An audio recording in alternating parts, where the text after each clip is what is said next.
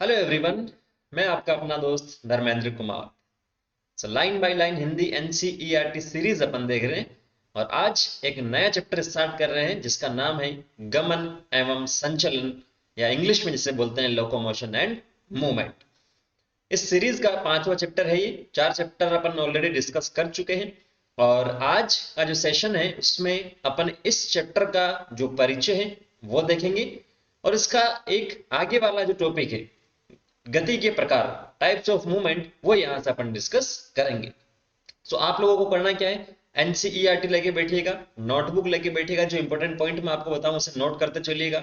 Short जो point मैं बताऊं उसे भी आप नोट करते चलिएगा और प्रीवियस ईयर क्वेश्चंस जो पहले पूछे गए हैं वो भी यहां से अपन डिस्कस कर लेंगे। ठीक है। सो ये आपको करना है और किसी प्रकार का आपको डाउट होता है तो या तो आप कमेंट सेक्शन में कमेंट करके पूछ सकते हैं, नहीं तो इंस्टाग्राम पर मैं आपको धर्मेंद्र कुमार से मिलूंगा, वहां आप डाउट मेरे साथ डिस्कस कर सकते हैं। सो स्टार्ट अपन करते हैं परिचय से। ध्यान से देखिएगा, परिचय अगर समझ में आता है तो आगे वाला जो पोर्शन है आसानी से आपको समझ में आएगा। ठीक है। गमन एवं संचलन, इस चैप्टर को अपन टोटल 5 टॉपिक में कंप्लीट करेंगे, जिसमें पहला गति के प्रकार, दूसरा पेशी के बारे में अपन देखेंगे, तीसरा कंकाल तंत्र, चौथा संधिया या जोड़ और पांचवा पेशी और कंकाल तंत्र के विकार, डिजीज पर अपन इसे कंप्लीट करेंगे। ठीक है। सो स्टार्ट करते हैं। जो गमन एवं संचलन है जिसे अपन ने लोकोमोशन एंड मूवमेंट बोला है, क्या ये एक ही शब्द को बता रहे हैं, एक ही अर्थ को बता रहे हैं यहाँ पर, या अलग अलग अर्थ को यहाँ पर बता रहे हैं? सबसे पहले इंपॉर्टेंट पॉइंट यही है अपना। ठीक है। चैप्टर का नाम क्लियर नहीं होगा तो आगे की बात तो अपन कर ही नहीं सकते। सो वो अपन देखते हैं यहाँ से। संचलन जीवों की एक महत्वपूर्ण विशेषता है। ठीक है। जो संचलन हो रहा है वो एक महत्वपूर्ण विशेषता है। जंतुओं एवं पादपों में अनेकों तरह के संचलन होते हैं। क्या कभी किसी पादप को संचलन करते हुए देखा या एक जगह से दूसरी जगह जाते हुए देखा? नहीं देखा। आपका आंसर यही होगा, लेकिन कर सकते हैं। ठीक है। जंतु तो करते ही हैं, लेकिन पादप भी यहां पर कर सकते हैं। किस प्रकार से, वो यहां से अपन देखेंगे। अमीबा सदृश एक कोशिक जीव में जीव द्रव्य का प्रवाहित संचलन इसका एक साधारण रूप है। अमीबा सदृश, ठीक है, अमीबा के जैसे एक कोशिकीय जीव। अमीबा क्या है यहाँ पर? एक कोशिकीय, मतलब उसके अंदर केवल एक ही कोशिका होती है जो उसके समस्त कार्य संपादित करती है। ठीक है। सो उसके अंदर क्या होता है, एक कोशिका के अंदर क्या होता है, जीव द्रव्य का प्रवाही संचलन। ये मान लो कोई अमीबा है तो इसके अंदर क्या है, जीव द्रव्य है, साइटोप्लाज्म जिसे अपन बोलते हैं। तो ये जो अंदर वाला जीव द्रव्य है इसमें क्या होता है, यहाँ पर संचलन होता है और उसी की वजह से इसके अलग अलग जो कार्य है वो यहाँ से ये कर सकता है। ठीक है। तो एक कोशिका जीव जैसे अमीबा के अंदर क्या होता है, खुद का जो इसके अंदर जो जीव द्रव्य है उसमें क्या होता है, मूवमेंट होता है। मान लो इसमें यहाँ से इस दिशा में मूवमेंट हो रहा है तो हो सकता है कि यहाँ से ये इस दिशा में खुद क्या करना करे, क्या स्टार्ट कर दे, मूवमेंट या गति इसकी स्टार्ट यहाँ पर कर दे।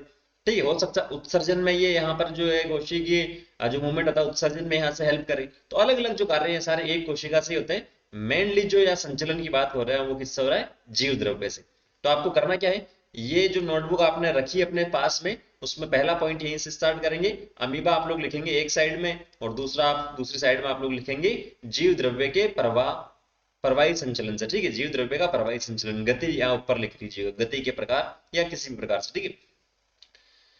कई जीव पक्षमाप, कशाभ और स्पर्शक द्वारा संचलित होते हैं। आपने सीलिया सुना होगा, ठीक है, फ्लेजिला सुना होगा इंग्लिश में जिसे बोलते हैं, ठीक है, या स्पर्शक की अपन बात करते हैं जो चिपकने वाले होते हैं, चुष्कांग जिसे अपन बोलते हैं। ठीक है। तो ये जो सीलिया और फ्लेजिला है इसकी स्ट्रक्चर तो अपन देखते हैं कोशिका वाले चैप्टर में, लेकिन आपको ध्यान में रखना है कि अलग अलग जीव के, मान लो किसी भी जीव की सतह है ये वाली, ठीक है, तो इस पर छोटी छोटी स्ट्रक्चर इस प्रकार की होती है जो इसके लोकोमोशन और मूवमेंट में हेल्प करते हैं। तो वो क्या है, सीलिया, फ्लेजिला, या जिसे अपन बोलते हैं पक्षमाप या कशाभ, या स्पर्शक मतलब स्पर्श करने में हेल्प करते हैं, चिपकने में हेल्प करते हैं।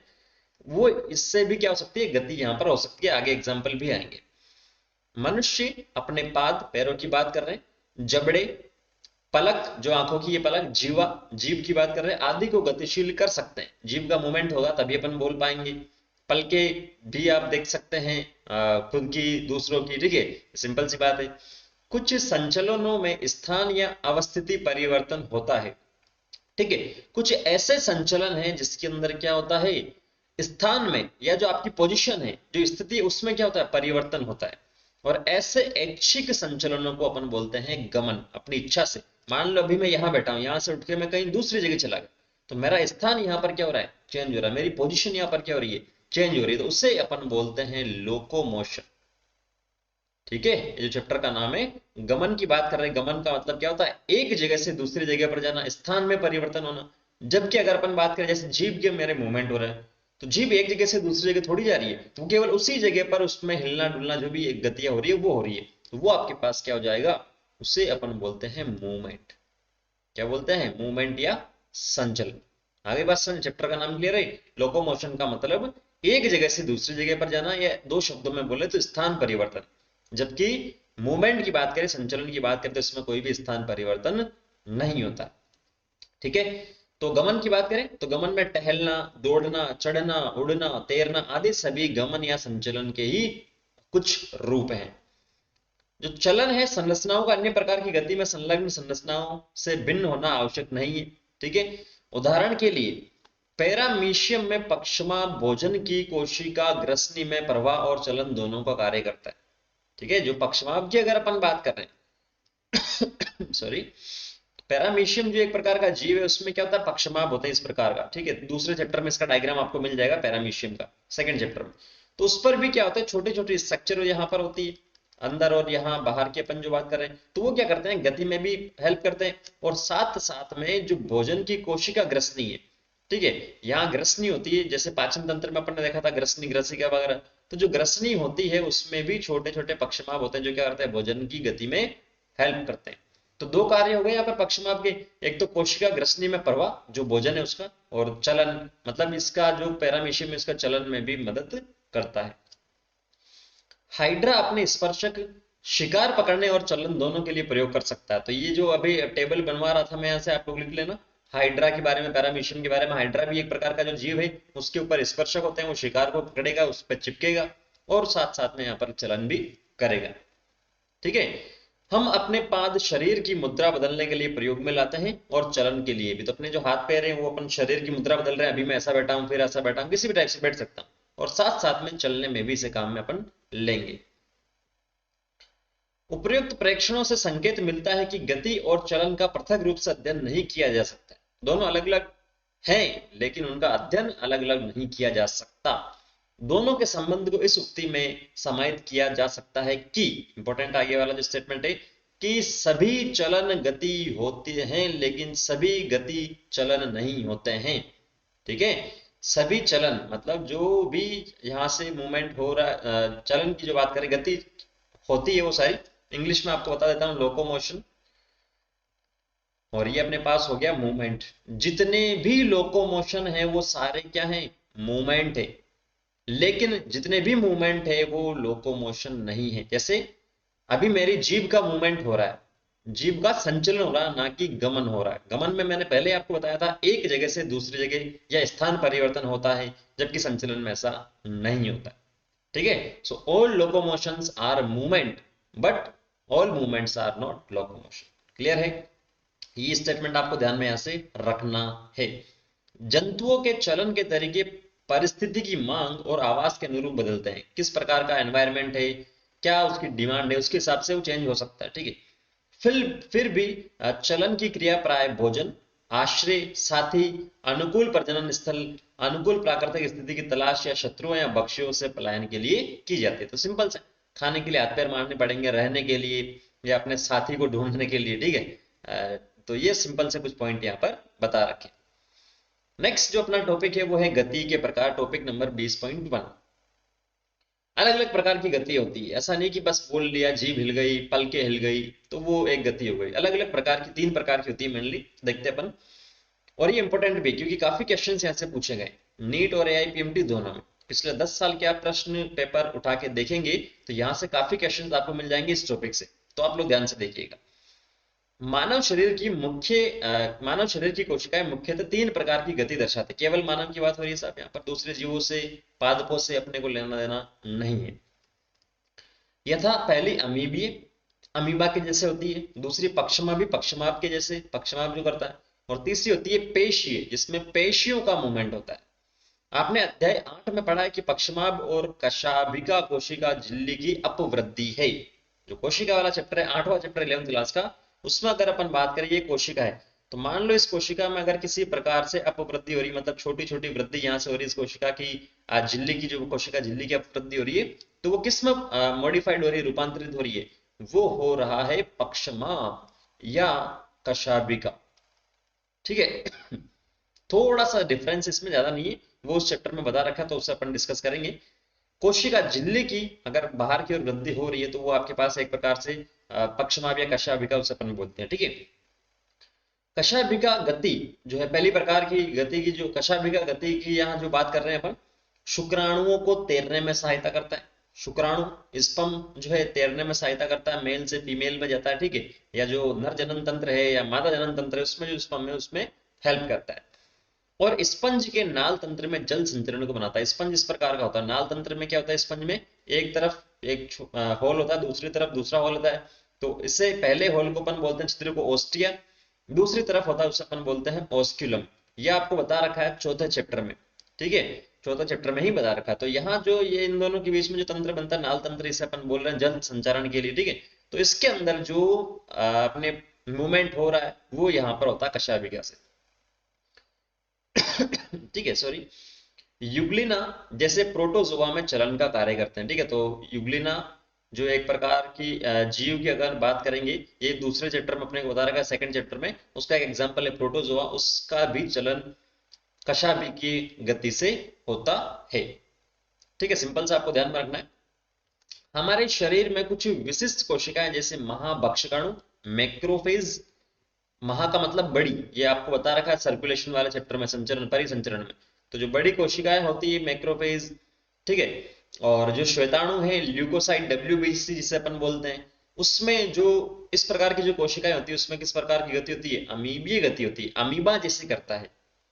ठीक है। और अमीबा कैसे करता है, अमीबा मान लो इस प्रकार का अमीबा है, तो अमीबा के अंदर क्या होता है, ये जो ग्रोथ होती है इसे अपन बोलते हैं शूडोपोडिया, फॉल्स फीट या कूटपाद इंग्लिश में, इसे अपन हिंदी में बोलते हैं, सॉरी। ठीक है।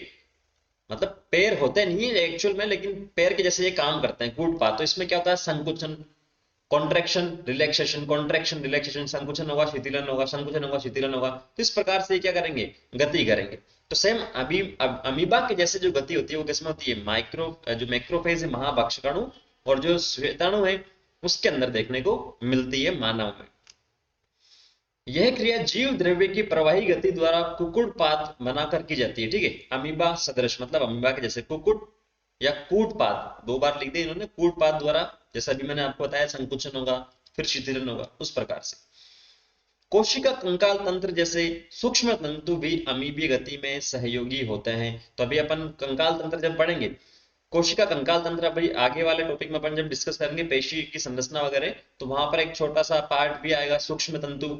ठीक है। या आठवें चैप्टर में भी अपने को ये बता रखा है। ठीक है।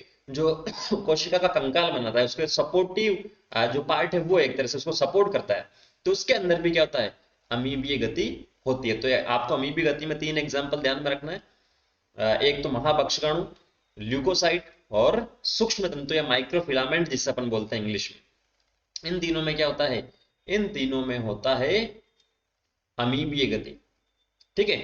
हमारे शरीर, हमारे अधिकांश नलिकाकार अंगों में जो पक्षमाभ उपभित्ति से आश्रित होते हैं पक्षमाभ गति होती है। तो हमारे शरीर की बात कर रहे हैं ये वापस से, कि जहां पर भी नलिका नुमा संरचना होती है इस प्रकार से, मान लो कि रिप्रोडक्टिव जो पैसेज है वो हो गया, प्रजनन तंत्र हो गया, या जो अपना सांस नली है, श्वास श्वसन तंत्र की अगर अपन बात करें तो वो भी एक प्रकार से नलिका नुमा ही है।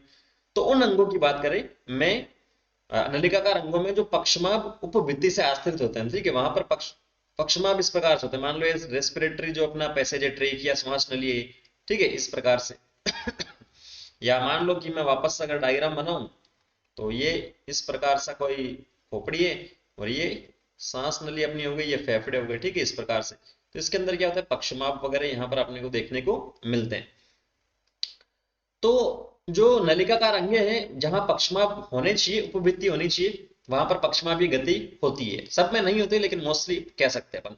जैसे श्वास नली में पक्षमाभों की समन्वित गति से वायुमंडलीय वायु के साथ प्रवेश करने वाले धूल कणों और बाह्य पदार्थों को हटाने में मदद मिलती है। तो वायुमंडलीय वायु जब अंत्य शोषण अपन करते हैं तो धूल के कण, डस्ट पार्टिकल वगैरह इसके अंदर आ सकते हैं। तो जो गति होती है यहाँ पर पक्षमाभों की समन्वय गति होती है, उससे वो डस्ट पार्टिकल को पकड़ लेता है, उसको बाहर निकालने में भी मदद करता है। मादा प्रजनन मार्ग में डिंब का परिवहन पक्षमाप गति की सहायता से होता है। तो ये आपका नीट का प्रश्न है, 2018 में पूछा गया है। ठीक है, 2018 में पूछा गया है कि मादा जो इस प्रकार का पैसेज होता है, ये मादा, ये 12th क्लास में अपने को बता रखा है इस प्रकार से। ठीक है, इसे अपन डिस्कस करेंगे, कोई दिक्कत वाली बात नहीं। तो यहाँ अपना अंडाशय होता है दोनों साइड में, यहाँ अंडाशय से जो अंडा निकलता है वो अंडा इस फेलोपियन नलिका में जाता है। अभी सिंपल सा आपको ध्यान में रखना है, पूछा गया है, बस स्टार मार्क आप लोग कर लीजिएगा 2018 में। तो जो अंडा है उसके मूवमेंट की अपन बात करें, क्योंकि निषेचन जब होता है तो अंडा और जो शुक्राणु है वो दोनों एक दूसरे से जुड़ते हैं, तो एक दूसरे को उनको एक दूसरे के पास में आने की जरूरत पड़ती है। तो ये जो अंडा यहाँ से अंडाशय से निकला है उसकी गति की बात कर रहे हैं। मादा प्रजनन मार्ग में डिंब या अंडे की बात कर रहे हैं, का परिवहन पक्षमाप गति की सहायता से ही होता है। तो ये 12th क्लास की एनसीईआरटी है, उसका तीसरे चैप्टर में आपको मिलेगा। कुछ लोगों को लगता है कि उस चैप्टर में तो लिखा ही नहीं है, ये क्वेश्चन कैसे पूछ लिया, जबकि ये क्वेश्चन इस चैप्टर से रिलेटेड। आगे बात समझ में? तो श्वास नली ध्यान में रखना है, मादा जो प्रजनन मार्ग है उसको ध्यान में रखना है, किसके लिए? जो पक्षमापी गति है उसके लिए। ये भी आप लोग लिख लीजिएगा साइड में, इजी रहेगा। नेक्स्ट, हमारे पादों, जबड़ों, जीवा आदि की गति के लिए पेशी गति आवश्यक है। पेशी मतलब मसल वहां पर होगी। ठीक है, पेशियों के संकुचन के गुण का प्रभावी उपयोग मनुष्य और अधिकांश बहुकोशिकीय जीवों के चलन और अन्य प्रकार की गतियों में होता है। तो पेशियां जो होती है, जो मसल से मान लो फिंगर्स का या उंगलियों का मूवमेंट हो रहा था, इसमें भी पेशियों का संकुचन हो रहा है, रिलैक्सेशन हो रहा है, मतलब कॉन्ट्रैक्शन हो रहा है, शिथिलन हो रहा है। ठीक है, तो यहां से आपके पास हो रहा है, और साथ साथ में बहुत सारे जीवों में भी ऐसा ही होता है। चलन के लिए पेशी मतलब जो पेशियां हैं अपनी, कंकाल अस्थियों की बात करते हैं जिसके अंदर हड्डियां होती है, 206 आपने सुनी होगी, और तंत्रिका तंत्र की पूर्ण समन्वित क्रिया की आवश्यकता होती है। तो जो नर्वस सिस्टम है वो भी इसके अंदर इन्वॉल्व होता है। तो तीनों प्रकार का जो सिस्टम है वो एक दूसरे के साथ मिलकर काम करते हैं, तब चलन यहाँ पर आसान होता है अपना। ठीक है, तो इस अध्याय में आप पेशियों के प्रकार, उनकी संरचना, उनके संकुचन की क्रियाविधि और कंकाल तंत्र के महत्वपूर्ण पहलू के बारे में जानेंगे। क्लियर है? ये पढ़ेंगे तो इसमें क्या समझाऊंगा आपको लास्ट स्टेटमेंट को। तो यहाँ जो अपना पहला टॉपिक भी कंप्लीट होता है। नेक्स्ट टॉपिक में बता दिया इन्होंने कि क्या अपन पढ़ने जा रहे हैं, तो वो पढ़ेंगे, कोई दिक्कत वाली बात नहीं है। आप लोग एनसीईआरटी को पढ़िए, वीडियो को देखिए 1 या 2 बार, सब कुछ क्लियर होगा। नहीं क्लियर हो तो डाउट आप पूछ सकते हैं। सो नेक्स्ट टॉपिक में अपन मिलते हैं, पेशी की संरचना, पेशी के प्रकार वगैरह वो अपन डिस्कस करते हैं। तब तक आप पढ़िए, हंसते रहिए, मुस्कुराते रहिए। Thank you, all the very best.